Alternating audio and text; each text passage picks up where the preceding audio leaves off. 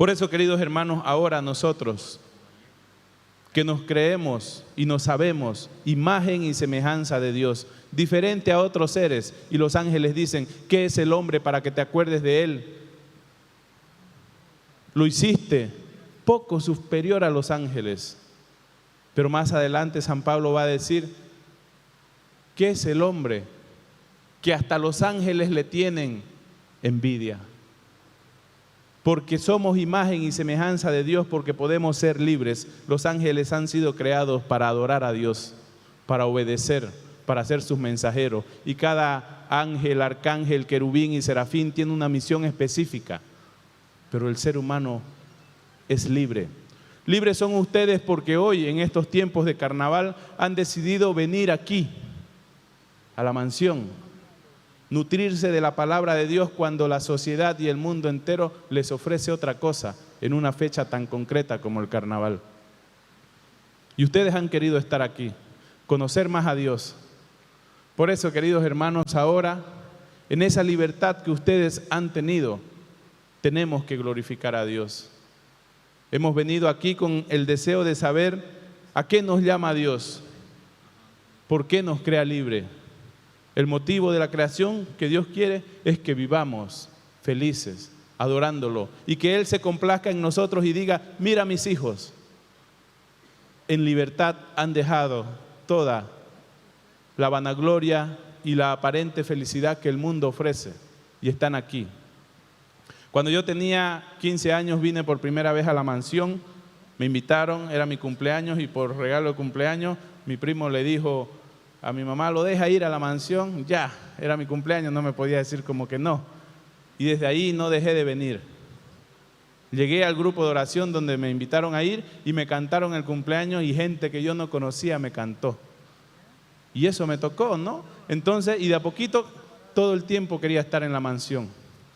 Yo me acuerdo que yo una vez, siendo joven, quería ir a los institutos de teología que hay aquí a la vueltita, ¿no ves? Y mi mamá no quería que estudie. Entonces, no, yo llegué llorando y busqué a un padre porque yo quería estudiar teología, pero no me dejaban. Y luego terminé estudiando teología para ser sacerdote, ¿no? Entonces, el Señor escucha tu corazón, tus deseos más íntimos cuando son para el bien y los lleva a buen término. Queridos hermanos, ahora nosotros todos, cristianos y católicos, estamos llamados a la plenitud de la vida cristiana y a alcanzar la perfección en el amor. El llamado de Dios ahora que todos tenemos, todos, absolutamente todos, es el llamado a la santidad. Ese es el llamado universal, el llamado por excelencia. Y de eso vamos a reflexionar ahora desde las Sagradas Escrituras, desde la vida, desde lo que somos. Se viene un tiempo importante para nosotros, mañana, pasado ya con el miércoles de ceniza. De eso vamos a hablar mañana cuando hablemos de la conversión.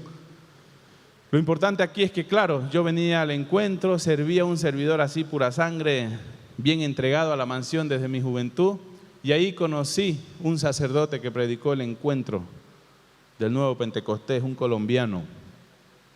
Y me vio activo y sirviendo y me dijo, tú tienes que ser sacerdote, venga. Y me quería llevar con ellos. Y yo quería ser dominico de pronto, en ese tiempo acá.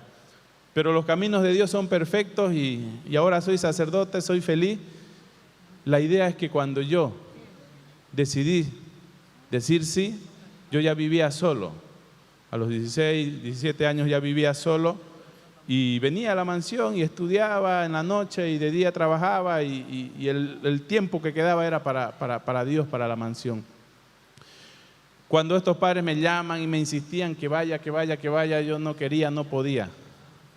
Hasta que un día ya tuve tiempo, fui, almorzamos, me presentaron el seminario, vamos a ser tu formador, vamos a ser tu familia, esto y todo.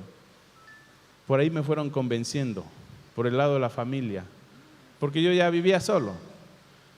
La cuestión fue que en un momento el padre, un negrito colombiano, vivía con un ecuatoriano más grande que yo ya soy alto, él era más alto todavía, bien moreno, bien negro en nuestro lenguaje fraterno, lo recuerdo con cariño, y me dice, después de presentarme toda la casa, la misión, la vida que tenían, me dice, quédate a dormir con nosotros. Que un hombre así me diga, quédate a dormir, yo dije, no. Mi mamá no me da permiso, pero yo ya vivía solo, no tenía que pedir permiso. Pero claro, la reacción de un joven adolescente de 17 años que te vengan a decir eso te asusta. Pero más allá de eso, pasó el tiempo y yo trabajaba y comía y era pensando, ¿qué es el seminario? ¿Qué será eso de formador? ¿Qué palabra más extraña? Y lo dejaba y después venía a la mansión, rezábamos, cantábamos, escuchaba un canto vocacional y ya pensaba en el seminario y mi corazón no dejaba de estar inquieto en esa lógica del llamado. Y hasta que un día le dije, ya me acobardé, quiero ir a ver, pero así nomás un fin de semana y nada más. Ya, fui, me quedé, me gustó con los padres Cabanis, ahí me formé, ahí aprendí mucho, ahí serví a Dios. Y el Señor hizo su obrar y con el tiempo y el camino seguí adelante. No fue fácil salir de una espiritualidad viva, carismática y volver a lo que siempre somos como iglesia. Somos una sola y una misma iglesia, pero aún así la dinámica era diferente. Pero siempre hubo gente buena que me acoja, que me lleve a caminar. Y encontré siempre la presencia de Dios en los laicos, en ustedes. Ahora que yo vuelvo y doy una charla aquí, digo, qué bonito poder expresar y decir después de 13, 14 años soy sacerdote y puedo dar una charla aquí donde salí. Por eso les decía cuando les comparto mi vocación, lo que Dios hizo en mí, quién soy, de dónde vengo. Soy mansionero, he salido de aquí y eso a mí me da mucha alegría. ¿Y qué voy a decir? Pues lo que...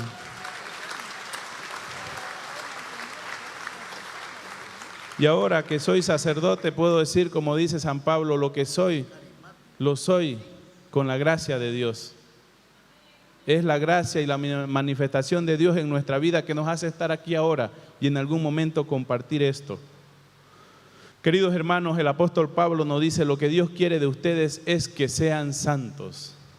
Y nos lo dice, y lo voy a leer textualmente de las Sagradas Escrituras, porque cuando decimos, lo dice el apóstol San Pablo, dicen sean santos, pero más adelante todavía en el Evangelio de San Mateo el Señor nos va a decir así. Mateo 5, versículo 48. Ustedes pues sean perfectos, todavía, sean perfectos como es perfecto nuestro Padre en el cielo. San Lucas va a decir, sean santos como su Dios es santo. San Mateo va a ser más exigente y nos va a decir, sean perfectos como vuestro Padre es perfecto. Y ahora yo nos pregunto a cada uno de nosotros, ¿verdaderamente nosotros ambicionamos la santidad? ¿Queremos ser santos? ¿O nos conformamos simplemente con ser buenas personas? Y eso basta. Todos estamos llamados a la santidad. Me alegra mucho ver a las hermanitas aquí. Ellas tienen un carisma específico, una llamada personal a la vida consagrada, pero también están llamadas a ser santas. Ustedes, laicos, tienen una llamada y una misión particular en el mundo, pero también están llamados a ser santos como cristianos bautizados. Yo como sacerdote tengo una misión, una vocación personal y particular desde el ministerio sacerdotal, pero también estoy exigido como cristiano a ser santo, a buscar la santidad. Ustedes, matrimonios, jóvenes, vida soltera, todos tenemos que ser santos. Ese es el llamado universal que todo cristiano no debe perder, debe tenerlo como máxima. El ser humano, queridos hermanos, por vocación ha sido llamado por Dios. Primero a la vida. Todos ustedes existen, están vivos, porque Dios así lo quiso. Pero no basta solo venir y habitar este mundo, sino cómo lo estamos viviendo, cómo estamos respondiendo a ese llamado, porque ese llamado no es único. Cuando Dios llama a la Virgen María mediante su ángel para engendrar el Verbo encarnado, ella dice sí, pero luego tendrá que seguir diciendo sí muchas veces, hasta el momento de la cruz. Jesucristo también ha tenido que decir muchas veces, tengo miedo, aparta de mí este cáliz, pero que no se haga mi voluntad, sino la tuya, pues mi voluntad es que la humanidad se salve desde el sufrimiento y la entrega total de Cristo. Y Él dijo sí, y así se hizo. Queridos hermanos, por eso ahora cada uno de nosotros, solo la persona humana está llamada a participar por el conocimiento y por el amor de la vida de Dios. Aquello que les decía, que nos hace imagen y semejanza de Él. ¿En qué somos imagen y semejanza? No en que tenemos 2 ojos, 2 manos, 2 orejas. En que somos seres que pensamos con la capacidad de razonar y decidir. En la capacidad de amar. Ninguna otra criatura en el mundo tiene esa capacidad de amar como la tiene el ser humano. Y en la capacidad de ser libre, 3 cosas que también no corresponde a otra naturaleza. Solo el ser humano es libre y en esa libertad decide seguir a Dios, convertirse, ser santos. Ustedes tienen que con libertad escoger esa opción a la que hemos sido llamados. Estamos llamados por Dios a la comunión, a la amistad. No podemos ser cristianos que decimos seguir a Dios y sin embargo vivir enojados, enemistados, peleados con nuestros seres queridos. Estamos llamados a la amistad, sobre todo con Dios. ¿Cómo es mi relación con Dios? ¿Fraterna, amistosa o interesada, desconfiada e inclusive hasta viciada por otras cosas? Ahora nosotros pensemos el hecho de que hayan otras personas que sí puedan ser felices participando de su propia felicidad por el conocimiento y el amor. Solo el ser humano que ha conocido a Dios puede expresar la felicidad total. Solo el ser humano que ha sentido el amor de Dios puede ser feliz y puede replicar ese amor y esa felicidad.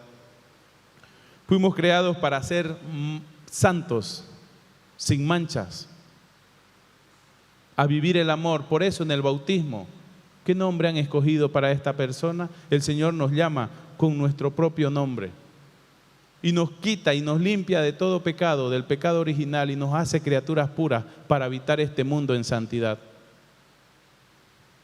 Ahora, queridos hermanos, cada uno de nosotros que estamos llamados a ser santos, también debemos identificarnos con Cristo. ¿Cómo era Cristo? ¿Cómo puedo seguirlo? ¿Cómo soy yo? Cada uno de nosotros, hermanos, en esta identificación con Cristo, veamos nuestra vida. Sepamos cuán imagen y semejanza somos de Dios desde la identificación con el Creador. Porque esa es la voluntad de Dios, nuestra santificación. Y si nuestra aspiración es otra, entonces tenemos que volver a purificar esas motivaciones y decir: Señor, soy pecador y moriremos pecadores, pero nuestra vida está en perspectiva a la santidad. Y eso no se puede perder, aunque caigamos. En nuestra debilidad está la fortaleza.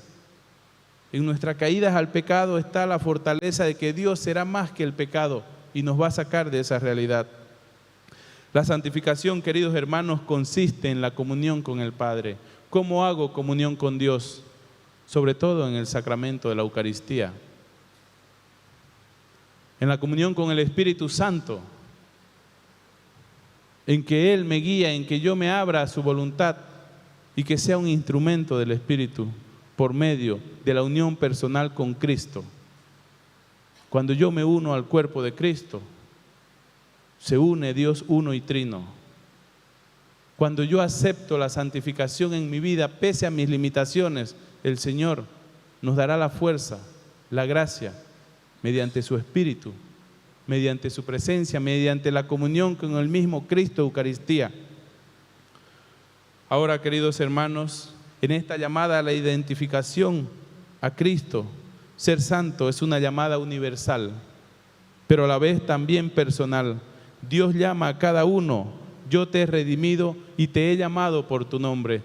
Esta vocación universal de la llamada a la santidad es personal, pero también es comunitaria. No la hago solo. Creemos en una iglesia santa, lo decimos en el credo. Creo en la iglesia santa, apostólica. Pero no basta creer, no basta conocer, sino que obrar, vivir lo que creo. Cada uno de nosotros que queremos, y ojalá todos podamos salir de acá con la claridad así solar que se ve bien, de querer ser santo, reconocer nuestras limitaciones, sí, pero de saber que puedo ser santo. El ser humano, queridos hermanos, nosotros, el ser amado por Dios, debe identificarse con Cristo, que al final nos llama al amor, nos llama a la comunión. La santidad es ese modo de vivir concretamente en muchas realidades y vocaciones específicas. Como les decía, si ustedes dicen qué vocación tienen, cada uno tendría que saber a qué lo ha llamado Dios. El Señor me ha llamado a ser una madre de familia. Bendito sea Dios, que la comunidad nos reconozca santos, como un padre que se preocupa por sus hijos, que los ama, que los acompaña, que sufre con ellos. Un laico célibe, un sacerdote, un miembro de la congregación religiosa, vida consagrada, estamos llamados a la santidad. La gloria de Dios significa conocerlo y amarlo. Ustedes, yo estoy seguro que han conocido al Señor de alguna manera en su vida y de que lo aman, pero no basta que ustedes lo sepan. La comunidad tiene que conocerlo y ustedes tienen que ser instrumento de esa inspiración para poder hacer que cada hermano en sus hogares quiera conocer a Dios, quiera buscarlo. La intención del acto divino es crear a la humanidad para hacerla feliz. Dios nos creó únicamente para amar y ser felices, no hay otra. El que ama es feliz. San Agustín dice, ama y haz lo que quieras, porque si en tu corazón reina el amor, nada de lo que hagas será malo. Todo, por lo contrario, todo será bueno. Pero ¿cómo estamos en el amor? Y es que no hemos conocido al Señor de repente y su infinito amor, y por eso ahora nosotros deformamos el amor. Y al deformar el amor, inclusive estamos en capacidad de deformar el rostro de Dios. Porque a Dios, que es omnipotente, que es omnisapiente, que todo lo puede, que todo lo sabe, que todo lo hace, que inclusive es un misterio, queremos antropomorfizarlo, hacerlo hombre como nosotros. Nadie ha visto a Dios cara a cara. Y es ahí donde nosotros empezamos a dibujarlo con bigotes, con barba, como un hombre, al misterio puro. Y empezamos sin darnos cuenta, sin maldad, con toda la buena intención, a deformar a Dios. Y hablamos del amor, y comparamos el amor humano con el amor divino, y hablamos de justicia, y comparamos la justicia. Y queremos que el Señor sea justo y que castigue y haga otra cosa. Y empezamos a darles atributos humanos al ser divino, a Dios. Y pensamos que la justicia de Dios tiene que ser castigo para otros. Esa es la justicia humana, la razón, la lógica humana, la justicia imperfecta. Pero la justicia de Dios es perfecta, porque cuando envía a su Hijo, ¿qué hacen con su Hijo?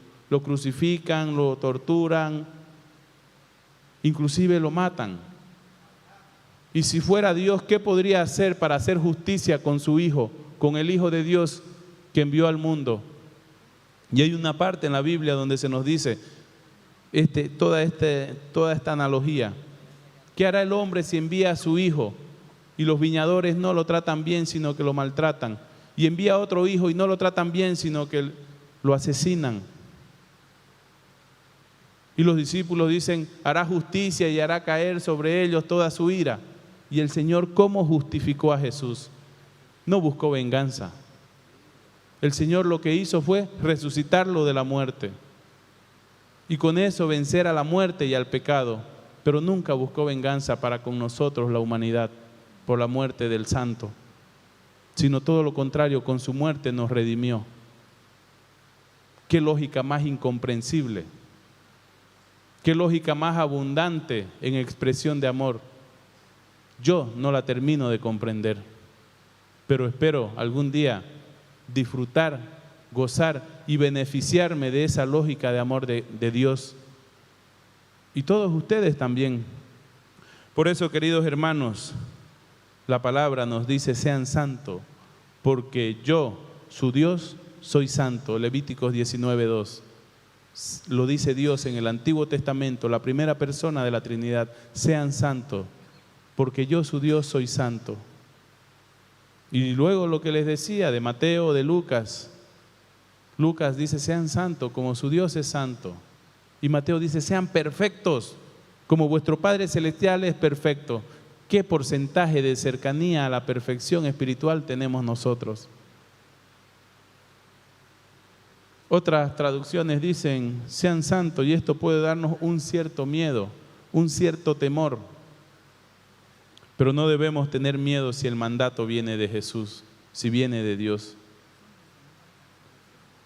Ni la santidad ni la salvación vienen por obras de la ley o el mérito humano, sino por gracia, por la fe. Si alcanzamos ser buenas personas, si alcanzamos el perdón de Dios en el sacramento de la confesión, no es por mérito humano, es porque es un don y es de Dios y es inmerecido, pero como creación, producto de amor de Dios, se nos da, viene para nosotros. Yo recuerdo cuando la fe que tenemos es un don de Dios y se da en plenitud. No es que el Señor en el bautismo nos da un poquito, en la confirmación otro poquito y así va completando su gracia. Los dones que el Señor los da en plenitud. Ahora que nosotros debemos madurar en la fe es otra cosa. Ahora que tenemos que hacer fructificar los dones del Espíritu Santo en nuestra vida es otra cosa. Yo recuerdo cuando venía ahí en esa fila por donde está la señora de negro pasando, ahí llegaba de esa puerta, ahí donde se va a sentar me senté, por donde está moviendo. Y llegué llorando porque tenía 17 años y me iba a aplazar. Iba a perder el año y sabía que mis papás no me iban a abrazar por perder el año. Entonces llegué y les recé y le dije: Señor, hazme pasar. Si yo paso, yo me hago padrecito. Pero si yo me aplazo, yo me vuelvo ateo. No quiero saber más de esto. Así, de frente lo dije. Me avergüenza, sí, pero eso pasó. ¿Y qué creen que pasó? Me aplacé.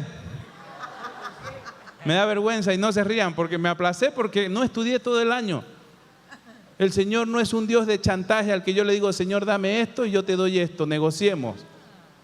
El Señor no está para hacer nuestros caprichos, para solucionar nuestra pereza, nuestros pecados, nuestras debilidades. Y ahí aprendí que nadie me va a solucionar mis problemas producto de mi flojera, de mi descuido. Y ahí aprendí que Dios no es un Dios de chantaje, sino que empecé a madurar en la fe y decir: yo tengo que ser consciente de mis obras. Y seguí adelante y providencialmente acabé como todos después acabaron, en el mismo año y todo. Porque claro, empecé a trabajar de día y de noche hice en el SEMA 2 cursos y no pasó nada. Pero claro, crecí, di un paso en la fe. En algún momento de mi vida formativa, estando lejos, se murió mi abuela, que mucho me apoyó en la vocación. Que yo iba de vacaciones y quería dormir hasta las 10 porque ya no era el seminario y tales. Iba a las 6 a despertarme, 5:30, para salir a las 6 y llegar a la San Andrés a la misa. Y Gana me decían: son mis vacaciones, pero ella estaba entusiasmada de ir con su nieto, que estaba para estudiar para padrecito, para ir a misa. Y yo lo único que quería era dormir. Pero claro, en algún momento ya no estuvo entre nosotros y no me pude despedir, pero igual la quiero y la recuerdo. Y también me dolió su muerte. Y también tuve que crecer y seguir adelante y confiar en Dios. Y ahí la fe sigue purificando, sigue creciendo uno. Ahí seguimos santificándonos. Porque a pesar de las duras pruebas que la vida nos dé, la enfermedad, el duelo, la tristeza, los fracasos, aún así seguimos siendo fiel a Dios. Y esas son signos de conversión, esas son señales de Dios que se va manifestando en nuestras vidas. Por eso ahora nosotros, queridos hermanos, tenemos que tomar conciencia de que lo importante no es lo que hace la persona para ser santos. Y eso ahora es el mensaje. Tenemos que ser todos santos, pero la santidad no se da porque nosotros hagamos. La santidad se da porque lo que Dios hace en nosotros, no lo que nosotros hagamos en nosotros, sino lo que Dios hace en nosotros. Y para que Dios obre en nosotros tenemos que estar bien, en gracia, libres, lúcidos de razón, conscientes de lo que queremos, con el corazón abierto a Él. No pensemos que la salvación, que la santidad, que la manifestación de Dios es mérito nuestro, es de Él. El que estemos nosotros aquí es voluntad de Dios. El que hayamos existido y habitemos en este mundo es Dios que ha abierto en nosotros la vida, el misterio, la salvación. Queridos hermanos, ahora cada uno de nosotros que estamos en este mundo, veamos a la santidad como un camino que no se alcanza de una vez por todas. No hay santo vivo. Todos los santos que la iglesia reconoce como santos ya han muerto, y después de que están muertos se cierra y se estudia esa vida y se valora las virtudes humanas que ha tenido, que son notablemente diferentes a las del resto común. Personas pecadoras, pero que han hecho que la gracia de Dios pese más que el pecado en su vida. Por eso cada uno de nosotros ahora que aspiramos a la santidad y que nos podemos hacer la pregunta, ¿y cómo? ¿Qué hacer para ser santo? Primero, conocer al Señor. ¿Cómo lo conozco? Pues para conocer a alguien tengo que estar frente a esa persona. No la puedo conocer de otra forma. ¿Cómo puedo ser santo? Aparte de conocerlo, amarlo. ¿Cómo puedo amar a Dios si nunca he sentido el amor? Cuando empiezo a estar en gracia, a tener una vida sacramental como tiene que ser, cuando soy bautizado, confirmado, casado, todos los sacramentos en la posibilidad que esté, y luego, cómo no, en la Santa Eucaristía, en el sacrificio por excelencia de nuestra vida católica, ahí voy a empezar a santificarme. Ahí va a actuar Dios, porque es una vida donde Él puede entrar. Pero si no hay la libertad en nosotros de venir, de buscarlo, de acercarnos, de reconocer nuestros pecados y pedirle perdón, no hay manera de que Él habite y se haga presente y se manifieste en nuestra vida, porque nosotros mismos le hemos cerrado las puertas. La santidad no la vivimos solamente desde el yo. Yo quiero ser santo y no me importa el resto. La santidad la vivimos desde el nosotros. Somos una comunidad de hermanos. Jesucristo se hizo bautizar por Juan Bautista. ¿Por qué? Porque el bautismo de Juan Bautista era un bautismo de arrepentimiento y conversión. Arrepiéntanse y conviértanse, raza de víboras. ¿Qué bautismo? ¿Por qué Jesús quiere bautizarse así? ¿Cómo te voy a bautizar yo? Eres tú el que me tiene que bautizar a mí, le dice Juan. Conviene que sea así. Y en ese bautismo de arrepentimiento y de conversión, ¿de qué se va a arrepentir el Hijo de Dios? ¿De qué se va a convertir? Pero Jesús era un judío. Y el pensamiento judío era que si uno sufría, toda la comunidad sufría. Si uno pasaba hambre, toda la comunidad pasaba hambre. Si uno estaba en duelo, toda la comunidad estaba triste. Y si uno estaba alegre, la fiesta era para todo el pueblo. Todos estaban alegres.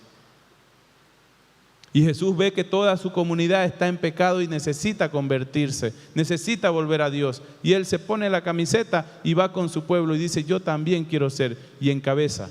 Y solo cuando Él recibe el bautismo, se abren los cielos. Y se escucha una voz de lo alto que dice, este es mi Hijo, escúchenlo. Y viene el Espíritu Santo. No fue en otro momento. ¿Por qué no vino ese Espíritu Santo en la última cena? Tenía más significado simbólico y teológico, pero vino en el bautismo. Y ahí el Señor tiene lucidez, claridad, recibe el Espíritu Santo y es enviado al desierto. Y ahí tiene más claridad y va descubriendo su misión. Jesucristo era 100% Dios y 100% hombre, igual que nosotros, con nuestra misma naturaleza, igual en todo menos en el pecado. Y en el camino, progresivamente, el Señor le va revelando cuál es su misión. Y en ese revelarse, el Señor dice, el reino de Dios está cerca. Empieza Mateo hablando así. Y habla del reino y dice parábolas y cura.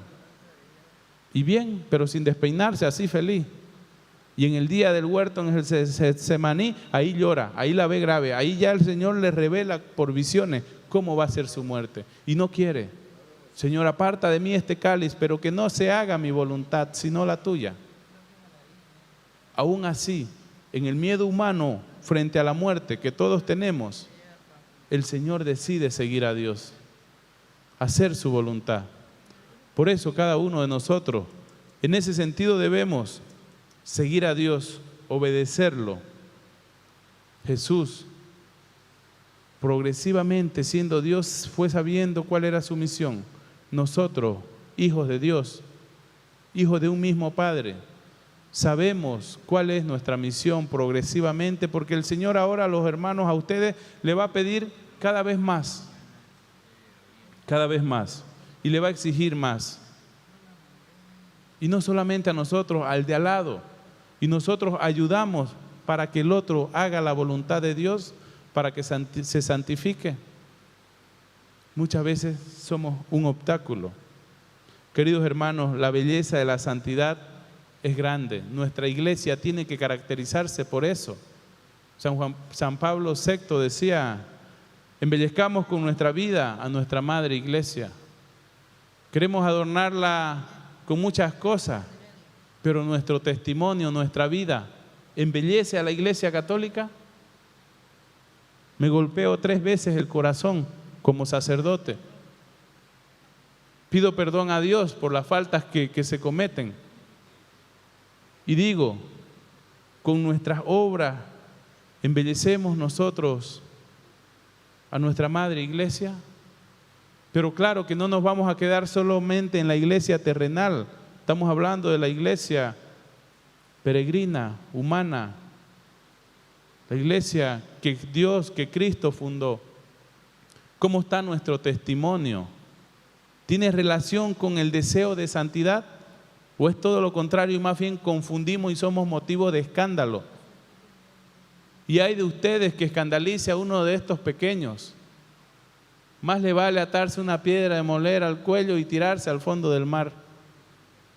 Pero ¿qué nos quiere decir? En estos días se leyó esta lectura de escandalizar.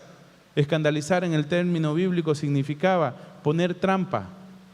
Hay de ustedes que ponen trampa al hermano, que le ponen zancadilla para que no crezca en gracia, que le ponen la prueba, que le ponen la tentación.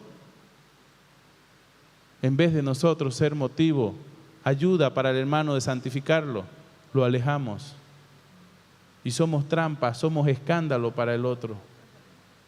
Podemos ser matrimonios escandalosos, aparentemente bonitos, pero en la vida personal que solo nosotros conocemos. No digo destruirnos, pero sí escandalizar. Desde la llamada a la santidad se nos convoca a encarnar en este mundo actual en el que vivimos, tan necesitado de santos, valores evangélicos. Queridos hermanos, desde la vivencia de la santidad, tenemos certeza que estamos colaborando con el plan de Dios. Si ustedes ambicionan, si ustedes desean ser santos, el Señor está obrando en ustedes, porque ese espíritu no viene del diablo. El deseo de santidad viene de Dios, del ser que quiere estar en sintonía con su Creador. Entonces, si ese sentimiento nuestro de desear ser santos está ahí, demos gracias a Dios. Y que Él haga en nuestra humanidad lo mejor que se pueda. Desde la vida de santidad, nosotros, queridos hermanos, podemos pensar que hay un mundo mejor, justo, fraterno, posible. Pero si nosotros, las personas que estamos acá no tenemos el mínimo deseo de ser santos, ¿qué será de la gente que está afuera viviendo el carnaval? Queridos hermanos, el miércoles será un día, los evangelios de estos días decían, de la boca sale lo que el corazón tiene. ¿Qué tiene nuestro corazón ahora? Si nuestro corazón ahora tiene deseos de conversión, de arrepentimiento y de ser santo, por favor, háganse imponer la ceniza pasado mañana. Pero si en su corazón no está el deseo de ser santos, porque la imposición de la ceniza es un signo externo, producto del deseo interno del corazón, que no se vuelva en nosotros un acto cultural, tradición, costumbre. Si ustedes no quieren ser santos, si ustedes no quieren convertirse, por favor no se impongan la ceniza. Porque el Señor nos va a llamar hipócritas con toda una cruz en la frente así y sin el más mínimo deseo de cambiar de vida. La ceniza es una señal externa de decir, cristianos, yo quiero ser santo, yo quiero convertirme y ser mejor persona y me hago esta imposición de ceniza públicamente para que la comunidad me ayude, para la comunidad me recuerde este compromiso que estoy haciendo. Porque en la ceniza se nos dirá, arrepiéntete y cree en el Evangelio, conviértete. No sé, lo he visto acá, aquí me di cuenta, o por acá. Ya es domingo, lunes y martes, después del miércoles ya va a ser una semana y la gente sigue con la ceniza. Y yo digo, ¿será que no se ha bañado? ¿Será que todos los días se la pone? No sé dónde va que se la dan ya el martes después de una semana. Me entran muchas preguntas, ¿no? Y claro, estamos con la crucesota así que la frente va por delante y los pies por allá porque la cruz está adelante, el mundo atrás. Pero sin embargo, se nos va lo esencial. La conversión es silencio, es oración, es ayuno. Eso se vivirá en la Cuaresma, queridos hermanos. Ahora, la Eucaristía es el centro y la cumbre de nuestra vida cristiana. Nuestra fe católica se expresa en su máxima manifestación en el sacramento de la Eucaristía. Por eso, como cumbre de la vida cristiana, en ella y de ella recibimos la santificación, porque la Eucaristía nos une a Cristo, nos hace estar con Él. Junto a su iglesia y junto a todos los hermanos, ahora nosotros, esta Eucaristía que es la comunión perfecta, que nos conduce a la santidad, tiene que vivirse personal y comunitariamente. No hay Eucaristía solamente el padrecito y para él y para otro padre más, es para la comunidad, está al servicio, con el deseo de santificarnos todos. Ese es el fin. Ahora nosotros avivemos el deseo de ser santos hoy. Me gusta a mí ver la santidad desde el pueblo de Dios paciente, común, normal, en los padres que crían con tanto amor a sus hijos, que ven a los hijos como un don de Dios, no como una propiedad.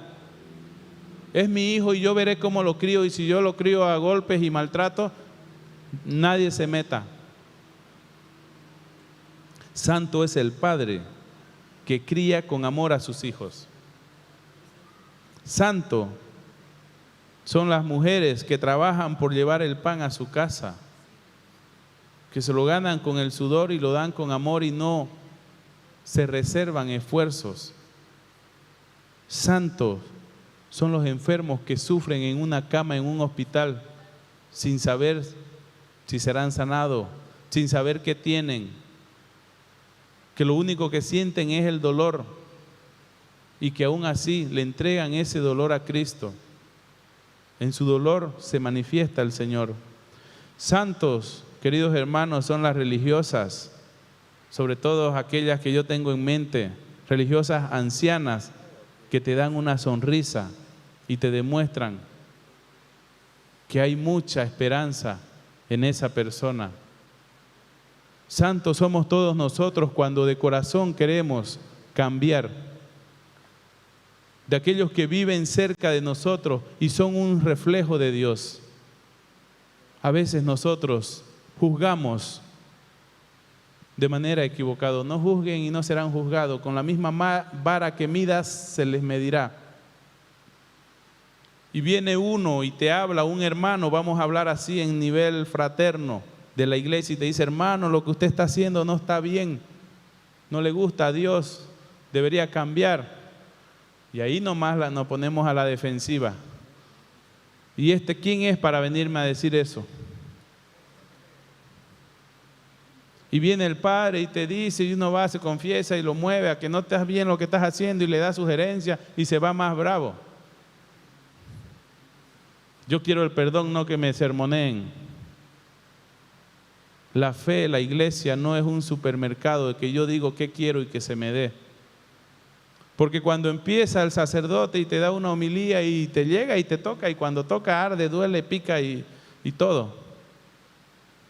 Pero después en el silencio nosotros reflexionamos y decir: es verdad, tengo que cambiar. Es verdad, hay algo en mí que no está bien, que ni yo lo soporto. Y a veces juzgamos al hermano, al sacerdote, a la pareja, al papá, a la mamá. ¿Por qué no al hijo más chiquitito que te dice: ¿por qué miente? A Dios no le gusta. Y un niño nos enseña. Queridos hermanos, a veces equivocadamente nuestra iglesia tiende a irse por esta línea equivocada de decir: ¿quién es él para decirme que no tengo que tomar alcohol cuando él es un alcohólico? ¿Quién es este que me viene a decir: hermano, no fume porque eso daña la salud, y él fuma peor, el médico? Empezamos a criticar el discursante y no el discurso. Si un papá viene y le dice a su hijo: hijo, deja los vicios, eso no te ayuda, no te hace bien. Y él también tiene sus vicios, diferente forma, pero vicio al fin. Yo no puedo decir: ¿por qué me dice usted eso? Porque su discurso sigue siendo verdadero. Si yo le digo a ustedes: hermanos, no pequen, porque eso destruye las vidas, destruye la relación con Dios. Y si yo peco, porque pues, obviamente soy ser humano, reconozco, y yo sí peco también. Entonces, y si yo peco, si ustedes se centran en juzgar mi discurso, o se centran en juzgar al discursante y no al mensaje, nunca vamos a poder cambiar ni aceptar la corrección fraterna. ¿Por qué me viene a hablar usted de cómo llevar una vida matrimonial si usted es cura y no puede, no tiene mujeres ni nada por el estilo? Yo no necesito ser esquizofrénico para hablarle a un esquizofrénico, ni ser alcohólico para decirle a un alcohólico que eso está mal. El Espíritu de Dios se mueve en nosotros y nos lleva a las obras de misericordia, corregir con caridad al que está equivocado. Y aún así nosotros sabemos que somos indignos. ¿Cuántas veces yo no me he sentido indigno de decir: yo estoy predicando el Evangelio de Dios y lo hago de pronto hasta bien? Y la gente viene y te dice: gracias, Padre, qué bonito, me sirvió, me cambió. Y ni yo sé qué le dije. O yo soy y digo: Señor, yo estoy peor y vengo a predicar, no soy digno. Señor, ¿quién soy yo para querer ser sacerdote y seguirte? Mejor me voy nomás porque esto es para los santos. Tenemos que saber distinguir la presencia de Dios cuando la falsa humildad no es de Dios. Porque ahí también se manifiesta la tentación, haciéndonos sentir indignos. Mejor no digo nada porque yo soy peor. Si el Espíritu de Dios te mueve a decir algo, hermano, eso no está bien. No eres tú, es el Espíritu de Dios que te utiliza. Es el Padre. Por eso, queridos hermanos, superemos este pensamiento muchas veces equivocado. El llamado de Dios a cada uno de nosotros ahora es el llamado a la santidad. Yo sé que es algo sumamente de otro nivel querer ser santo, pero está en nuestra naturaleza anhelarlo. Tenemos la obligación moral de buscar la santidad. Por eso les digo, cada uno de nosotros que miramos nuestra vida nos damos cuenta de que nos falta mucho, siquiera para estar sentado aquí. Pero ustedes han luchado contra la tentación y están acá y el Señor valora eso.